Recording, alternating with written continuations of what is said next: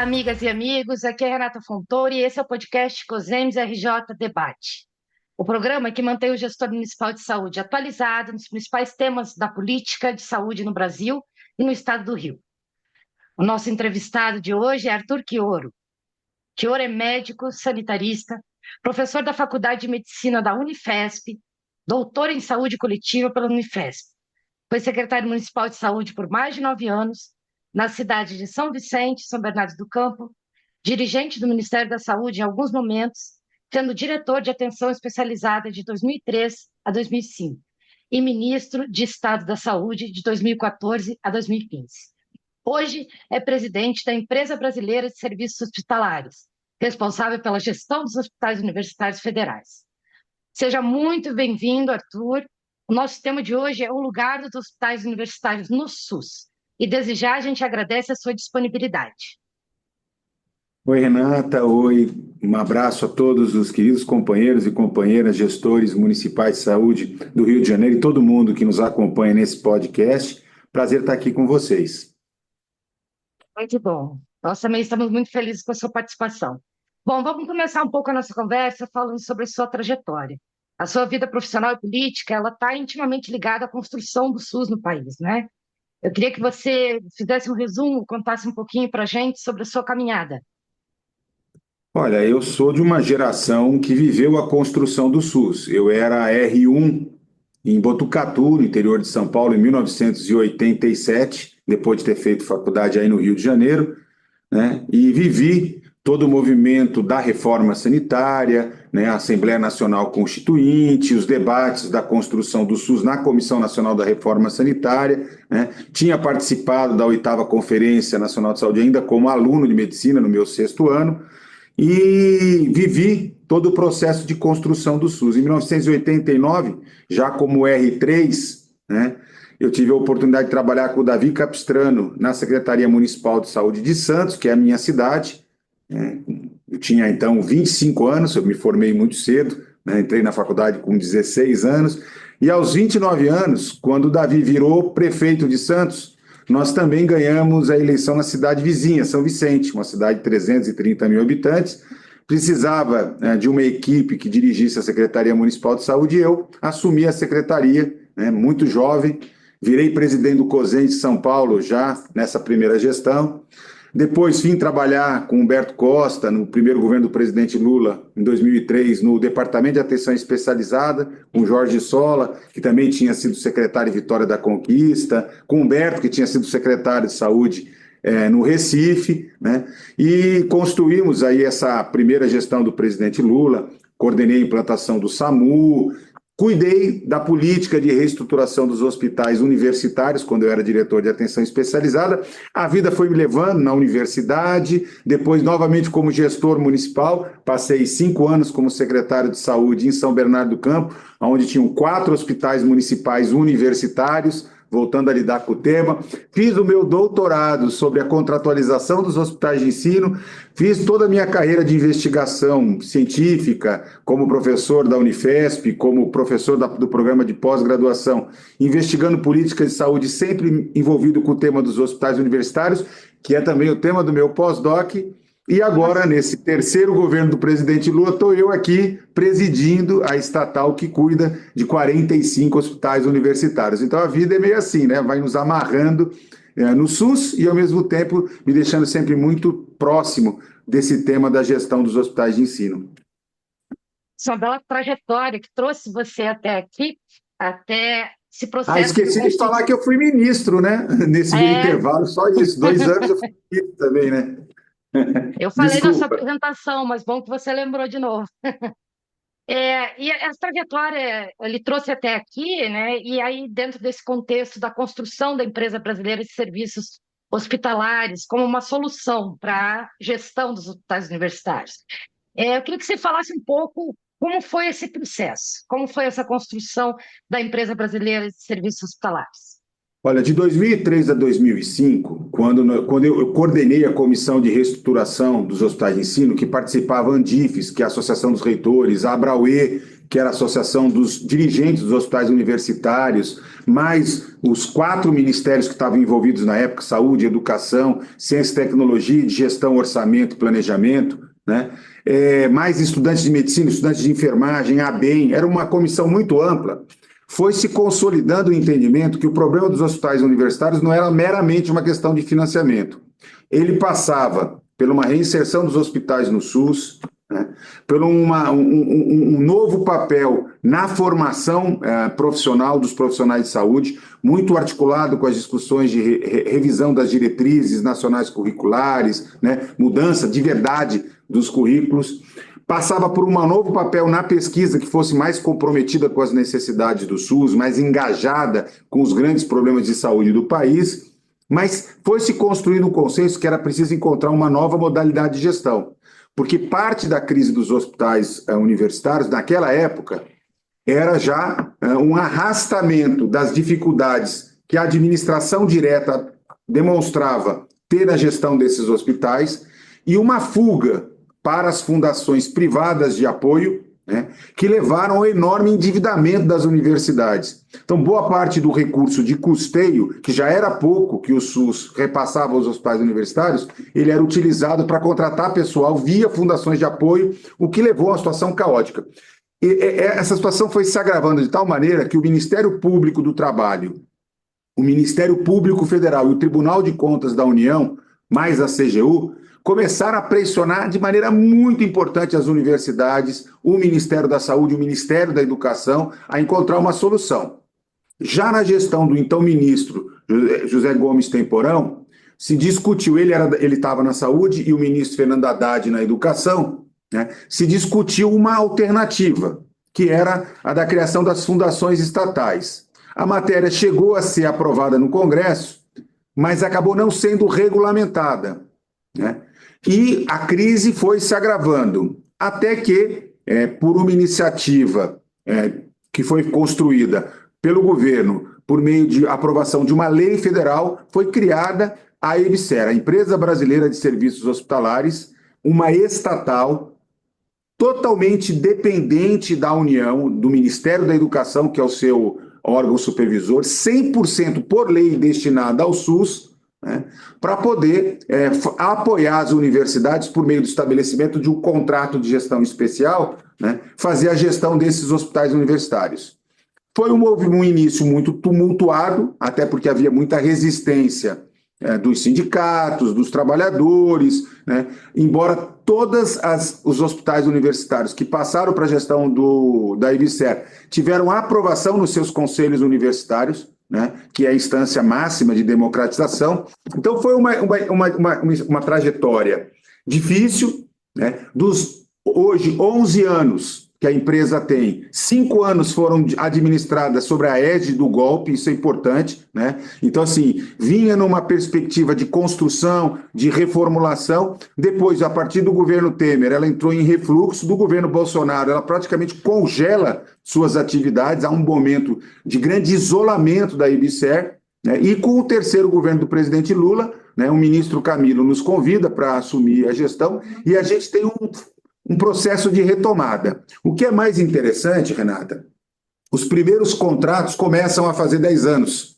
É o caso, por exemplo, da UFMG, né, de uma série de outras universidades, e todos os contratos que venceram agora com 10 anos, todos eles, sem exceção, foram renovados com processos de avaliação internos nas universidades super exitosos e um reconhecimento, não só das comunidades universitárias, né, mas também dos gestores do SUS, secretários estaduais, municipais, que a EBSER veio para escrever uma nova história, né, uma nova página nesse longo capítulo dos hospitais universitários e do SUS. Essa seria uma pergunta que eu gostaria de fazer. Você deu aí um panorama histórico, né? Essas conquistas, o que você destacaria desses 11 anos e você assumindo em 2023, né? Quais são as principais conquistas à frente da EBSER nesse momento? Olha, foram muitas. Eu poderia destacar, em primeiro lugar, a regularização, né, da força de trabalho dos hospitais universitários, que foi sempre talvez o ponto mais crítico, né, que mais prejudicou as universidades, os hospitais universitários. A partir do momento que a EBSER foi criada, você passa a constituir uma estatal, o processo de entrada se dá por concurso público, um concurso público nacional, todos os trabalhadores são empregados públicos, então tem uma carreira nacional, tem uma estabilidade, né, tem um conjunto de mecanismos que protegem seus direitos trabalhistas, e aí, a partir daí, com a criação deste quadro permanente, né, não há necessidade de autorização para reposição de pessoal. A partir do momento que alguém aposenta, que alguém falece ou que algum trabalhador pede demissão, a EBSER tem autonomia para fazer a reposição. E isso, então, garantiu uma estabilidade que nunca se tinha vivido.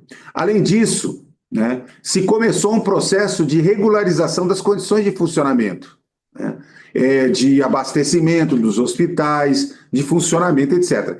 É verdade que durante esses 5 últimos anos, né, o impacto da emenda constitucional 95, a chamada emenda do teto, pegou muito pesado os hospitais universitários e eles viveram numa situação de grande estrangulamento, né? Mas a partir do governo do presidente Lula, né, nós retomamos, mas para valer, um compromisso que para nós talvez seja a principal conquista, né, de março de 2023 para cá, que foi uma orientação técnico-política absolutamente clara, uma mensagem direta para os 65 mil trabalhadores que compõem a EBSER. Nós somos a 4ª estatal em tamanho no Brasil.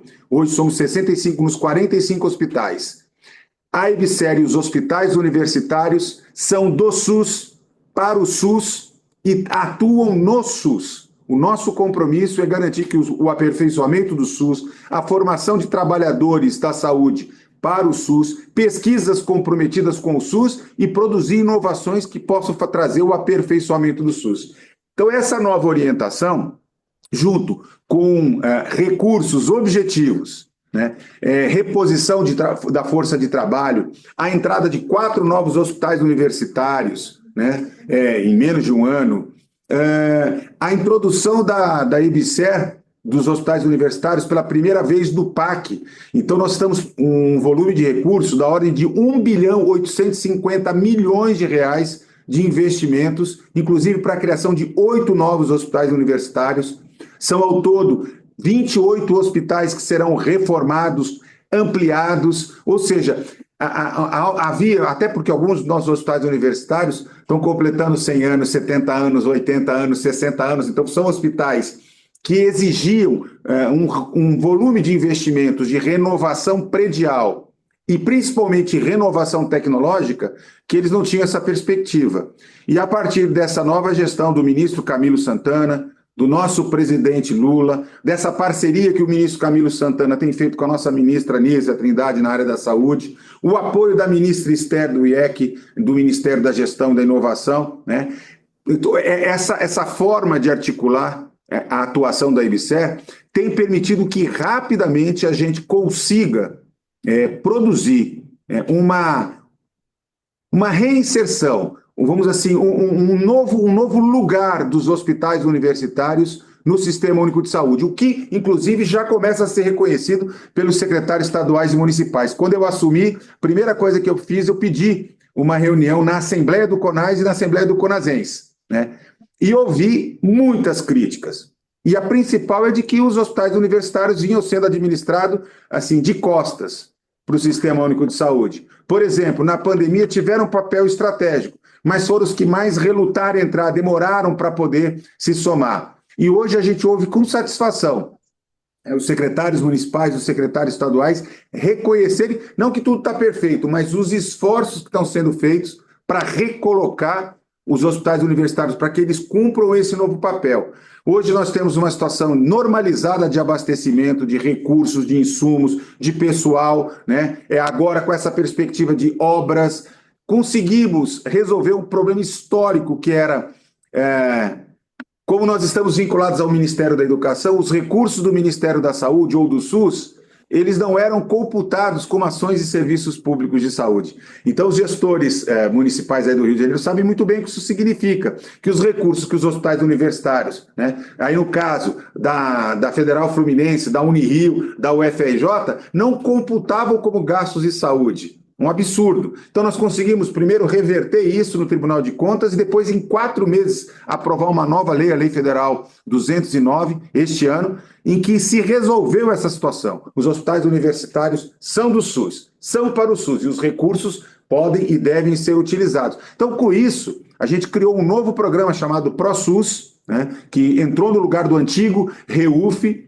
o que possibilita, inclusive, que os hospitais universitários recebam recursos sem competir com a Prefeitura do Rio, com o governo do Rio de Janeiro, com os demais municípios que compõem aí o COSENS, ou seja, que a gente possa ampliar a nossa oferta de serviços, principalmente na área da alta complexidade, cumprindo o papel estratégico para o SUS e, ao mesmo tempo, com muito compromisso, continuando a fazer aquilo que é a nossa vocação, que é a formação dos trabalhadores e trabalhadoras, a residência médica e multiprofissional, as pesquisas, né, aplicadas ao SUS, às necessidades do SUS, inclusive aquelas que ninguém quer fazer, e o hospital universitário, né, e particularmente me refiro às doenças negligenciadas, aos grandes problemas de saúde pública, né, enfim, é vamos dizer, uma nova etapa que a EBSER passa a partir desse realinhamento político e institucional, dessa visão, né, ético-política que o governo Lula expressa, né, que é a orientação do nosso ministro da Educação, Camilo Santana, e que o governo e nós aqui na EBSER estamos dando cumprimento. E nesse novo cenário, você acabou citando os hospitais do Rio de Janeiro, né? A EBSER faz parte do grupo de trabalho de apoio ao Ministério da Saúde ao plano de reestruturação dos hospitais federais do Rio, né? Queria que você falasse um pouco como é que está esse processo e como você vê esse plano de reestruturação desses hospitais especificamente, dos que estão no Rio de Janeiro, no estado do Rio de Janeiro. Olha, não tem como não deixar de voltar um pouco da minha trajetória, né? A minha vida, de alguma maneira, vai sempre esbarrando e se entrelaçando com o Rio de Janeiro. Não só porque eu fiz faculdade de medicina aí, né? Mas porque depois, quando eu era diretor do DAI no primeiro governo do presidente Lula, eu voltei para participar do processo de intervenção no federal no Rio de Janeiro, né? Depois, como ministro, eu tive como acompanhar, né, a difícil situação dos hospitais universitários, dos hospitais da rede própria do Ministério da Saúde, né? E agora, na EBSER, seja porque a gente já administra o Garfeguili, né, o nosso hospital universitário em Niterói, para mim foi ficando muito claro, né, que nós tínhamos e temos ainda um grave problema, crônico problema de gestão hospitalar nessa rede federal do Rio de Janeiro. Ela é anômala, né? O Rio de Janeiro foi o único lugar do país em que o processo de municipalização, de descentralização ou estadualização ficou pelo meio do caminho, com idas e vindas. Não vale aqui, nós teremos que fazer um programa, um podcast específico para tratar desse tema. Eu tenho certeza que o COSENS do Rio tem tratado disso com muita frequência, mas é uma excepcionalidade, né? E assim, todas as soluções, e eu fui um daqueles que mais defendi e continuo defendendo no âmbito do governo, de que uma solução única, síncrona, para os problemas do Rio de Janeiro, não daria o certo. Isso já foi tentado. Passar tudo para a EBSER, passar tudo para uma subsidiária da EBSER, passar tudo para a Fiocruz, passar todos os hospitais para o GHC, criar uma estatal específica do Ministério da Saúde. Não dá certo, né? Eu sou a favor, tenho defendido e acho que este é um caminho importante de construir, no limite do que se vai conseguindo produzir de negociações com os diferentes atores, estratégias que façam com que essa rede fenomenal, fantástica, que o Rio de Janeiro tem, essa rede federal, que é uma dádiva. Isso não é um problema, não pode ser pensado como um problema, tem que ser pensado como uma solução para o SUS do Rio de Janeiro, que ela possa ser potencializada. Começou-se com o GHC lá no Bom Sucesso, ótimo, que aquela importante unidade estratégica para toda uma região imensa do Rio de Janeiro, aliás, da Baixada, inclusive, de referência, possa funcionar e atender adequadamente. Nós da EBSER assumimos, em maio deste ano, assumimos a gestão do complexo hospitalar da UFRJ. Se nós conseguirmos colocar em prática, né, e em funcionamento, pleno funcionamento, o Hospital Clementino Fraga, o IPPMG e a maternidade escola, será uma contribuição imensa. Agora estamos discutindo mais uma etapa né, de maneira muito serena, muito responsável, né? Inclusive, o nosso querido Rodrigo, que foi presidente do COSENS, é uma das pessoas que está diretamente envolvida representando a IBSER neste processo, né? Nós estamos discutindo se vale ou não vale a pena fazer um processo que é muito inovador do ponto de vista de tecnologia de gestão no Brasil, muito comum em outros países, né? Mas para nós, no Brasil, ainda uma inovação, que é fazer a fusão de dois hospitais. No caso, o Hospital Servidores do Estado, né, que pertence ao Ministério da Saúde, com o Gafeguili, que pertence à Unirio e hoje já é administrado pela IBSER. E veja por quê. O Gafre é um hospital que esse ano completou 102 anos. É uma estrutura, do ponto de vista de arquitetura hospitalar, belíssima, pavilionar. Era um típico hospital da primeira década, segunda década do século XX.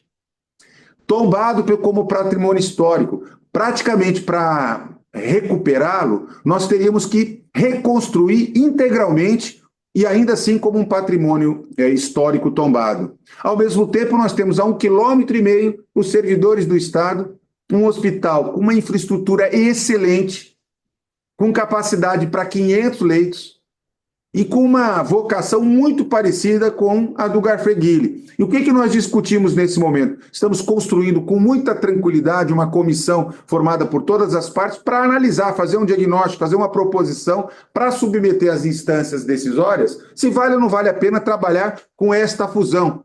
Se a gente conseguir, nós resolveremos dois problemas com uma excelente solução, porque a Unirio passará a ter o maior hospital, um dos maiores hospitais universitários do país, né? Potencializando programas de residência médica, multiprofissional, pesquisa e, em particular, assistência de alta complexidade para a população do Rio de Janeiro. Ainda assim, restarão outros hospitais que o Ministério da Saúde, no âmbito deste programa de reestruturação, vai precisar discutir com os atores do Rio de Janeiro, governo do Estado, governo municipal, outras instituições, que possibilidade nós podemos ter para fazer uma gestão descentralizada. Porque se tem uma coisa que os nossos constituintes estavam certos, tanto que cravaram na nossa Constituição, é que o modelo de gestão centralizado a partir de Brasília será impossível, incapaz de dar conta para os problemas dos 5.570 municípios, dos 26 estados, do Distrito Federal. A vocação do Ministério da Saúde é a de coordenar a Política Nacional de Saúde e não operacionalizar serviços. Quem deve operacionalizar serviços são estados e municípios, que são aqueles que celebram os contratos, e as formas de administração, na minha opinião, desde que sejam públicas, sob controle público, 100% destinadas ao SUS, respeitando os direitos de trabalhadores e trabalhadoras, dialogando com os seus sindicatos, submetidas às instâncias de controle social do SUS, elas podem dar uma imensa contribuição para o aperfeiçoamento do SUS. E nós vamos viver, eu tenho absoluta convicção, essa transformação no Rio de Janeiro, a partir desse trabalho coordenado pelo Ministério da Saúde, do qual nós da IBSER estamos dando a nossa contribuição. Muito bom você falar um pouco sobre isso. Aliás, era uma das perguntas que eu tinha aqui, até porque, por ser uma ação inovadora, uma coisa que marca mesmo esse novo começo, essa discussão sobre essa fusão traz muita curiosidade, inclusive para os gestores, né?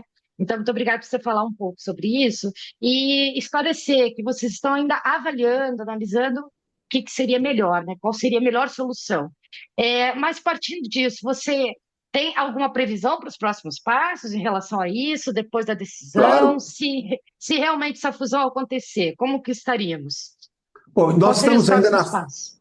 nós estamos ainda na fase do diagnóstico, né? Nós assinamos um acordo de cooperação técnica, Ministério da Saúde, EBSER e a Unirio, através do reitor, da ministra e eu como presidente, e nós temos até 6 meses para que o nosso grupo de trabalho estude. Porque, veja, um processo de fusão é um processo muito delicado. Você precisa, em primeiro lugar, entender em profundidade qual é a situação, o diagnóstico situacional dos dois serviços. A partir daí, construir, né, dialogando com os gestores do SUS, olhando para as necessidades, para os gargalos, para as deficiências, o que este novo serviço, uma vez completada a fusão, decidido pela fusão, que papel que esse novo hospital ele deverá ter. Ainda que, se tudo der certo, a fusão der certo, ele vai continuar chamando hospital dos servidores do Estado, né?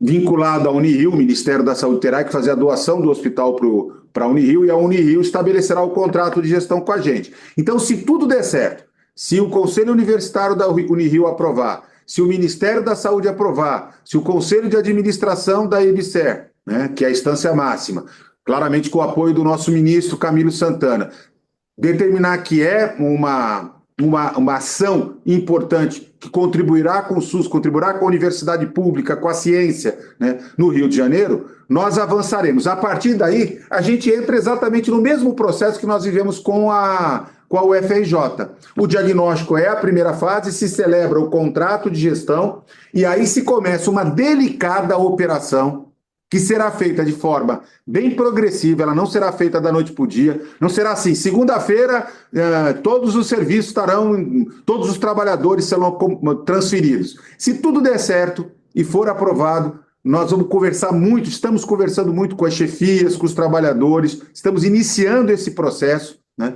Nós vamos, a partir daí, fazer a transferência paulatina, serviço a serviço, e criando os novos serviços, porque a ideia é que a gente possa, num curto espaço de tempo, colocar em pleno funcionamento a capacidade operacional dos servidores, que é de 500 leitos. Claro que isso vai exigir algumas obras de infraestrutura, né, aquisição de novas tecnologias, mas aquilo que a gente mais precisa para isso, Renata, e caros companheiros e companheiras do COSENS do Rio de Janeiro, nós já temos que são duas equipes altamente qualificadas, tanto a equipe do Garfegili, da Unirio, como a equipe do Hospital dos Servidores, são equipes muito, muito potentes. Vejam, são dois serviços que têm vocação universitária.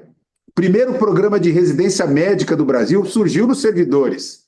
Já existe um grande número de programas de residência multiprofissional funcionando no Hospital dos Servidores, né? Ele já serve como cenário de ensino para alunos de graduação. Portanto, talvez uma das coisas que mais nos estimulou a pensar a possibilidade de fundir esses dois serviços foi exatamente porque os dois são vocacionados para alta complexidade, mas também são vocacionados para o ensino, para a pós-graduação lato sensu, stricto sensu e para a produção de pesquisa. Então, eu, como um paulista, como um professor da Escola Paulista de Medicina, lá da Unifesp, fico pensando o seguinte: a Unirio passará a ter um dos maiores hospitais universitários do país. Ela se potencializa como instituição acadêmica, instituição de ensino, de maneira muito considerável. E o Hospital dos Servidores, que é uma unidade de excelência, eu quero insistir nisso. Eu não sou daqueles que acham que o problema são os trabalhadores do Hospital dos Servidores. Ao contrário, eles são ótimos. São pessoas muito qualificadas. Então, fazer a fusão, se você estivesse falando de fazer uma fusão de um serviço ótimo com um que fosse uma porcaria, né, que não tivesse qualidade, que tivesse cheio de problemas, seria um baita de um problema. Eu sempre digo que é uma dádiva poder pensar a unificação entre dois serviços tão qualificados, porque a gente pode ter nessa soma, nesse ganha-ganha, uma enorme, enorme contribuição para o SUS e para a população do Rio de Janeiro. Perfeito, é muito clara a sua fala, muito bom. A gente quer fazer agora a pergunta que é tema desse nosso podcast, de uma forma mais ampla, né, doutor Fioro? Como você definiria o lugar dos hospitais universitários no SUS? De uma forma resumida, o que eles significam dentro do SUS? Olha, eu tenho usado muito esse slogan, né, vai virando quase que uma marca de tanto que eu repito todas as vezes que eu falo, né? Nós imaginamos que o nosso propósito é a saúde, o ensino, a pesquisa e a inovação a serviço da vida e do SUS. E eu imagino que o lugar desses hospitais é um lugar, eles serem do SUS, no SUS e para o SUS. Sem aqui nenhuma redundância, não. É no SUS, do SUS, para o SUS. Ou seja, eu tenho uma visão de que esses hospitais possam se consolidar como uma rede de hospitais universitários de excelência para o SUS. Agora, para ser de excelência para o SUS não pode ser uma externalidade. Alguma coisa assim, olha, meus alunos, aquilo ali é o SUS. O hospital universitário tem que ser parte constitutiva do SUS. Nós somos o SUS, né? Tanto que um dos primeiros atos que nós fizemos foi trazer a bandeira, né, do SUS aqui para a sala da presidência e começar a disputar simbolicamente este lugar. porque a equipe anterior de direção, ligada ao presidente Bolsonaro, né, trabalhava com a ideia seguinte: o hospital universitário é MEC. E eu tenho conversado muito com o ministro Camilo, e o ministro Camilo, como vem de uma experiência de 8 anos como governador do Ceará, antes de se transformar ministro da Educação, e por ter feito um trabalho muito importante no SUS, no estado do Ceará, ele tem muita clareza. De vez em quando ele brinca: mas lembra que vocês são da educação. Eu falei: não precisa lembrar, nós sabemos. Agora, a educação na área da saúde se faz por dentro do SUS. Não é colocando os hospitais universitários, como eu disse, como uma externalidade ao SUS. Por isso que eu digo, o nosso trabalho é um trabalho que reforça o SUS, reforça a universidade pública e reforma, naturalmente, o sistema de ciência, tecnologia e inovação do nosso país. E acho que isso é uma contribuição de altíssima relevância que nós podemos dar ao futuro e ao nosso país. Aceito, depois dessa fala esclarecedora, e com certeza quem ouve o nosso podcast vai esclarecer muitas dúvidas e também conhecer um pouco mais profundamente sobre todas essas ações. Eu queria que você desse um recado para os nossos gestores e técnicos municipais de saúde, especialmente aqui para o Rio. O que você diria a eles nesse momento? Olha, nós estamos já em dezembro, né? E muitos gestores municipais, não só do Rio de Janeiro, mas de todo o país, muito provavelmente encerrarão um ciclo, né, de gestão agora, no momento que o mandato dos prefeitos vão acabando. Eu, como fui secretário de saúde 9 anos e municipal, né, e 3 vezes presidente do COSENS lá de São Paulo, eu quero dizer assim que eu sei exatamente, sei muito na pele, né? Me coloco muito no lugar de cada gestor. Vocês devem estar, a essa altura do campeonato, bastante cansados, cansadas, né? Mas eu não tenho dúvida nenhuma de que muitos e muitas, acho que a maioria de vocês, com aquela sensação deliciosa de dever cumprido, né? De ter dedicado anos preciosos das suas vidas para fazer uma coisa que é imprescindível para a população. Ainda mais uma geração que enfrentou a pandemia de Covid ou pegou o rescaldo, né, os graves problemas que nós herdamos em função da pandemia de Covid. Uma geração que pegou o pandemônio, mas que agora também pegou novos tempos, né, do ponto de vista político, de retomada do financiamento, de diálogo com gestores no Ministério da Saúde, capazes de estabelecer uma conversa, né, de igual para igual, respeitosa com os secretários municipais. E quero deixar uma mensagem também de esperança, de que vale a pena, né, para aqueles que continuarão a partir de janeiro à frente das secretarias municipais, mas também aqueles que porventura estiverem iniciando essa jornada e escutarem o nosso podcast num outro momento, né, de que o gestor do SUS ele precisa fortemente compreender que ele tem um papel técnico-político insubstituível, desculpa, se preparar tecnicamente, qualificar a sua equipe técnica, permitir que os nossos trabalhadores e trabalhadoras da saúde, da ponta, das equipes de atenção básica, de atenção especializada, de vigilância, de gestão e planejamento na secretaria, possam colocar em prática toda a sua potência, possa liderar que essa capacidade produtiva de fato emerja do ponto de vista de trazer contribuições para o SUS. E, ao mesmo tempo, uma responsabilidade política de representação do município, de coordenação do trabalho da equipe, de coordenação do trabalho intersetorial, de representação dos interesses do município na comissão intergestores regional, na bipartite, na tripartite, apoiando o COSENS, que é para a gente fundamental. O COSENS é um parceiro de todas as horas. Então eu diria o seguinte: novos secretários e secretárias, sejam muito bem-vindos. E se você, de alguma maneira, se acha autossuficiente, perca essa autossuficiência. Chega junto no COSENS, você vai se dar bem. E se você está inseguro, chega junto no COSENS, você vai se dar melhor ainda.